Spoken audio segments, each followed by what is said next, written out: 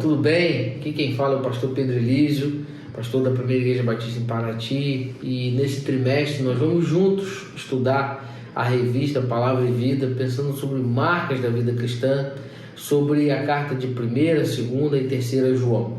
Eu quero convidar você para juntos meditarmos essa palavra sob a orientação do Espírito Santo. Quero agradecer a nossa convenção, ao nosso presidente pastor Eliudes, agradecer o convite ao querido pastor Hamilton Vargas, nosso secretário executivo, pastor Alonso, em quem cumprimento através do pastor Hamilton Vargas toda a convenção, e convidar você para juntos estudarmos. E hoje nós vamos estudar a nossa primeira lição. Então quero convidar você a abrir a sua Bíblia no livro, na carta de 1 João, capítulo 1, verso 1. Vamos falar sobre a marca do testemunho. E o texto diz assim: o que era desde o princípio, o que temos ouvido, o que temos visto com os nossos próprios olhos e o que contemplamos e as nossas mãos apalparam com respeito ao verbo da vida. João está falando, dando a sua apresentação na carta. Ele vai falar de uma marca muito importante. E eu começo a revista falando de uma historinha, a historinha de um pai que está com seu filho na beira do mar, contemplando aquela paisagem linda. E em dado momento, surge no horizonte um grande navio. E o filho fica ali encantado com aquilo. Então o pai pega uma pequena pedra e coloca na frente dos olhos do filho. E o filho então tem dificuldade para enxergar, ele vai tentando desviar e o pai vai colocando. E nesse processo o pai então ensina uma lição ao filho: filho, eu fiz isso para que você pudesse perceber que pequenas coisas podem nos atrapalhar de enxergar grandes verdades. E assim é a vida. João está lidando com isso. E a carta de João, conhecida como Epístolas Gerais, embora essa carta ela não tenha uma introdução, ela é chamada de uma epístola geral, ou seja, para todas as igrejas, ela tem um estilo muito particular da escrita hebraica. João vai usar ao longo da carta algumas particularidades, algumas, tanto na escrita espiral, ele vai descendo o assunto, volta, desce de novo. Ele vai usando alguns paralelos, João usa luz e trevas, anticristo e Cristo. Então João vai usando essa figura de linguagem. E essa carta tem verdades muito profundas que vão representar para mim e para você o que é ser um cristão verdadeiro, o que é de fato um cristão. João está lidando com isso. João vai usar um tom doce, um tom amoroso, e ele vai usar muitos contrastes, mentira e verdade, luz e trevas, como eu já disse para você, para pontuar. É interessante essa carta que John Wesley chegou a chamá-la de a parte mais importante das Escrituras, por conta da sua profundidade. Não quero aqui dizer que existe uma parte mais importante, mas precisamos olhar. O teólogo William MacDonald vai dizer que essa epístola ela é como um álbum de família. Ela descreve aqueles membros da família de Deus, e vai nos desafiar a, como os filhos, refletirem o Pai. Então, de maneira introdutória, nós precisamos entender a importância da carta e precisamos olhar para o contexto. Primeira coisa importante que precisamos fazer para entender o que João está descrevendo aqui, o contexto da carta. João, ele era, na época da escrita, o último apóstolo vivo. João, ele era a última testemunha ocular do ministério de Jesus. E João escreve essa carta com o objetivo de combater uma heresia, a heresia do gnosticismo. Porque João, como o último apóstolo a morrer, João morreu de causas naturais, Ele viveu seus últimos anos, provavelmente os teóricos acreditam nisso, em Éfeso. E a carta tem a sua data entre 85 e 90 depois de Cristo. E João vai escrever essa carta motivado pela heresia do gnosticismo. E essa heresia misturava a fé cristã com a filosofia grega, sob forte influência da teoria de Platão, do pensamento platônico. E o gnosticismo ele vai ensinar uma espécie de dualismo na época da igreja. E essa ideia dualística, onde a matéria era má e o espírito era bom, ela foi permeando a igreja, surgindo falsos mestres no meio da igreja, e esses falsos mestres negavam a humanidade de Cristo, atribuíam divindade a ele, mas negavam, diziam, olha, Cristo não pode ser Deus porque a matéria é má. Então João vai escrever a carta para poder combater essa heresia de maneira frontal, de maneira objetiva. E esses falsos mestres, eles ensinavam coisas muito estranhas, coisas muito esquisitas na igreja. Eles chegavam a dizer que a salvação podia ser obtida por meio do conhecimento da fé e por meio do conhecimento. E o conhecimento só seria alcançado pelos iniciados no gnosticismo. Então eles não criam na fé, eles criam no conhecimento, numa ideia, né? Naquilo que somente os gnósticos conseguiam alcançar. E essa heresia, né, em sua forma mais radical, chamada de docentismo, chegava a afirmar que Jesus não tinha um corpo. Eles chegaram a afirmar que Jesus na verdade era um fantasma que vivia ali no meio do povo. Isso vai crescendo. Isso negava a crucificação, isso negava a obra de Cristo. O seu Champlin, comentarista, vai dizer que essa heresia foi tão devastadora que no Novo Testamento existem 8 livros, 8 escritos para combatê-lo, que são as cartas de 1 e 2 Timóteo, Tito, 1, 2 e 3 João e Judas. Queridos, essa heresia era algo terrível, e João escreve essa carta como testemunha. Por isso, como testemunha ocular, é importante entender o contexto. O Dr. Russell Shedd vai afirmar que enquanto o gnosticismo colocou a matéria em oposição a Deus, a encarnação traz o Deus transcendente para dentro da nossa humanidade. É isso que João faz. João entende isso e ele começa dizendo, olha, aquele que era desde o princípio, o que temos visto com os nossos próprios olhos, o que contemplamos e as nossas mãos apalparam. João está falando de algo real. João não está falando de uma ideia. E ele está combatendo a heresia de maneira muito clara. Isso nos faz pensar sobre as coisas que têm surgido no nosso meio. Há muitos falsos mestres no tempo atual, há muitas pessoas ensinando coisas terríveis no meio cristão e desviando muitas pessoas.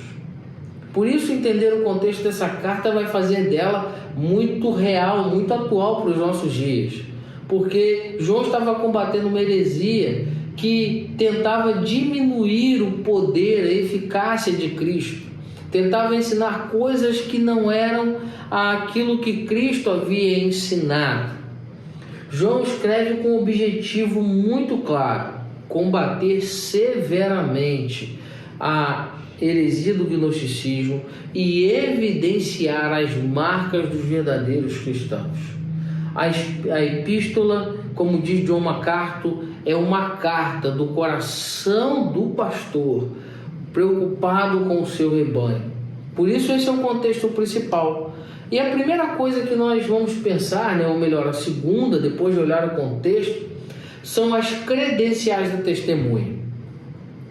Nós precisamos entender que no testemunho, as credenciais da testemunha são muito importantes. João coloca isso de maneira muito clara. João ele vai dizer daquilo que ele viu, daquilo que experimentou. Porque os falsos mestres que surgiam na igreja, eles tentavam desviar os cristãos e eles apresentavam ideias. Mas João vai dizer o seguinte: olha, eu sou uma testemunha legítima. O discípulo João era a última testemunha viva. ele havia visto o ministério terreno de Jesus, havia participado. E aí a gente precisa olhar para a história de João. Quem é esse João? João era filho de Zebedeu e Salomé.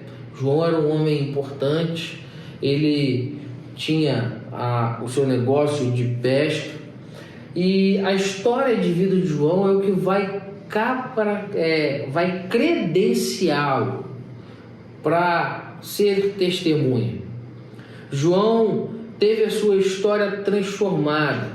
João afirma que aquilo que ele ouviu, aquilo que ele viu, que ele tocou em Jesus, ou seja, a sua história com Jesus era a sua credencial.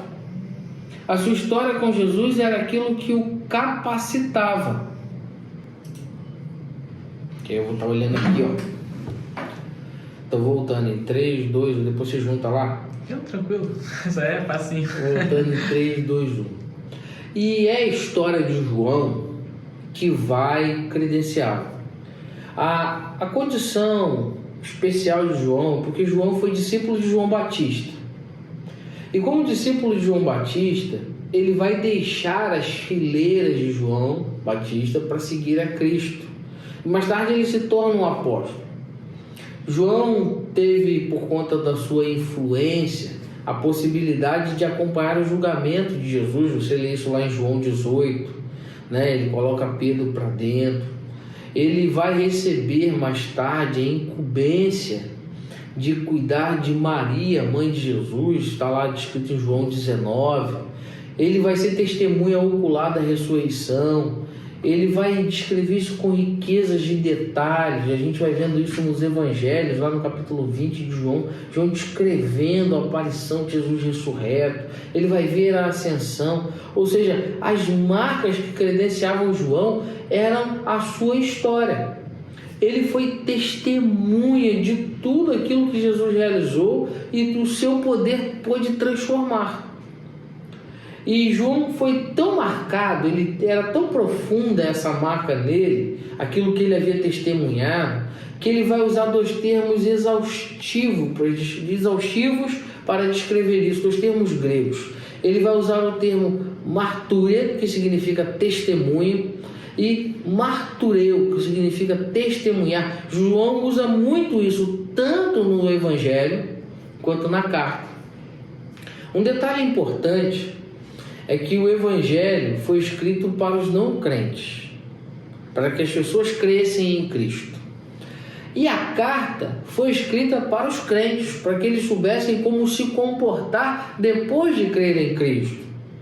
E Apocalipse, que não está em voga aqui, vai ser escrita para os cristãos para que para que tenhamos a esperança na volta de Cristo. Então João ele vai falar desse testemunho muito forte no Evangelho, nas cartas e também no livro de Apocalipse, porque as credenciais de João eram a sua própria história, era a vida, como Jesus tinha feito, aquilo que Jesus tinha feito, que ele tinha vivido.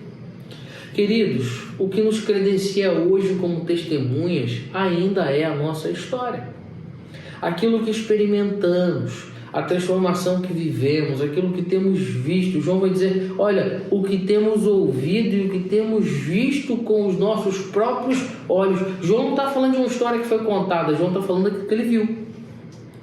E ele se apresenta como testemunha do ministério de Jesus, porque ele diz, olha, estão dizendo aí que Jesus era um fantasma, estão dizendo aí que Jesus não era Deus, mas eu vi, eu toquei. Mais do que isso, João vai falar do conteúdo do seu testemunho, porque João não apresenta uma nova doutrina, muito pelo contrário, ele reafirma aquilo que ele conhecia, e o que o João conhecia era o poder transformador de Jesus Cristo. João vai dizer que aquilo que temos visto com os nossos olhos, contemplamos, as nossas mãos apalparam com respeito ao verbo da vida. João vai falar daquilo que ele viu, daquilo que ele experimentou. E o conteúdo do testemunho de João tem a ver com a sua vida. E olhando a história de João, olha só que interessante. Lá em Marcos 3, João é chamado de filho do trovão por Jesus. O temperamento inicial de João o colocou em algumas situações que demonstravam características de um homem rude, vingativo. Lá em Lucas 9, a partir do verso 53, a gente vai ver Jesus repreendendo João de maneira séria. João, em outro momento, vai proibir um homem de agir em nome de Jesus. Você vai ver isso em Marcos 9, 38 e 39. Mas essa marca de homem rude, ela foi trocada tanto que nós não lembramos disso. Porque João é conhecido como discípulo do amor. Ou seja, o conteúdo do testemunho de João tinha a ver com aquilo que foi transformado dentro dele. A mudança. John MacArthur vai dizer que o zelo pela verdade foi contrabalanceado pelo amor às pessoas. E João conseguiu entender isso e ele vai apresentar isso no seu testemunho. Quando João escreve o primeiro verso, ele está falando que ele viu, que ele ouviu, que suas mãos tocaram. Ele faz isso com base nas suas experiências. E ele usa uma expressão grega, eteazemeta, contemplamos. E essa ideia de contemplamos, ou seja, aquilo que vimos, aquilo que contemplamos, a palavra significa a expressa contemplação tranquila, intencional e constante de um objeto que permanece diante de um espectador. João está falando daquilo que ele pôde observar, ele foi observando. Então João vai dizer dos olhos e agora ele vai falar das mãos que apalparam. O verbo apalpar traz a ideia como de um homem cego que apalpa cuidadosamente. John Stott vai comentar esse texto dizendo que esse verbo pode ser empregado no sentido de examinar de perto.